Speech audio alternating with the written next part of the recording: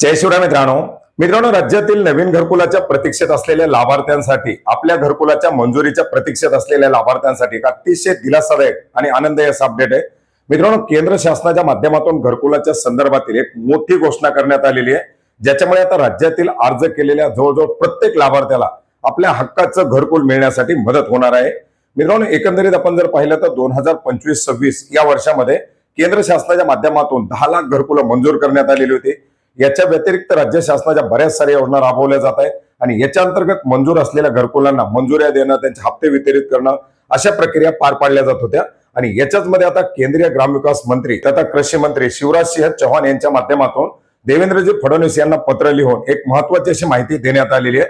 मित्रांनो, एकंदरीत 2025-26 मध्ये राज्यामध्ये 10,29,000 घरकुलं मंजूर करण्यात आलेली असून येत्या 5 वर्षामध्ये केंद्र शासनाच्या माध्यमातून अतिरिक्त 2 करोड घरकुलं देण्याचं उद्दिष्ट घेण्यात आलेलं आहे। आणि याच्याच पैकी जवळजवळ 33,40,000 घरकुलं ही राज्यासाठी अर्थात महाराष्ट्रासाठी अलॉट करण्यात आल्याची माहिती देण्यात आलेली आहे। अर्थात क्युम्युलेटिव्ह अर्थात एकंदरीत जे काही उद्दिष्ट आहे, हे उद्दिष्ट राज्यासाठी 33,40,000 घरकुलाचं देण्यात आलेलं आहे। मित्रांनो, मोठ्या प्रमाणात लाभार्थी प्रतीक्षित आहेत आणि मोठ्या प्रमाणात आता हे लक्षांक देण्यात आल्यामुळे जे काही घरकुलाच्या साठी सर्वेक्षण केलेले लाभार्थी आहेत, यांची घरकुलं मंजूर होण्याची एक आशा निर्माण झालेली आहे।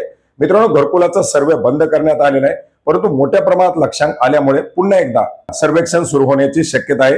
याच्या संदर्भातील जे अपडेट येतील ते अपडेट आपण नक्की घेण्याचा प्रयत्न करणार आहोत। मित्रांनो, एकंदरीत केंद्र शासनाच्या माध्यमातून मंजूर करण्यात आलेली, उद्दिष्ट देण्यात आलेली 33,40,000 घरकुले, याच्या व्यतिरिक्त राज्यामध्ये रमाई आवास असेल, शबरी आवास असेल, यशवंतराव चव्हाण घरकुल योजना असेल किंवा अहिल्या देवी घरकुल योजना असेल, पारधी आवास योजना असेल किंवा इतर बऱ्याच साऱ्या योजना राबवल्या जातात, ज्याच्यामध्ये ओबीसी साठी नव्यानं सुरू करण्यात आलेली मोदी आवास योजना असेल, अशा प्रकारच्या महत्त्वाच्या अशा योजनांमधून देखील घरकुलं दिली जातात। तर एकंदरीत जर आपण लक्षात पाहिलं तर 40 लाखापेक्षा जास्त घरकुलं ही राज्यातील लाभार्थ्यांना मिळू शकतात। तर मित्रांनो, अशा प्रकारे हे महत्त्वाचं आणि दिलासादायी आनंदायी असं अपडेट होतं, ज्याची माहिती आपल्याला नक्की उपयोग पडेल अशी आशा करतो। भेटूयात नवीन माहितीसह, नवीन अपडेटसह।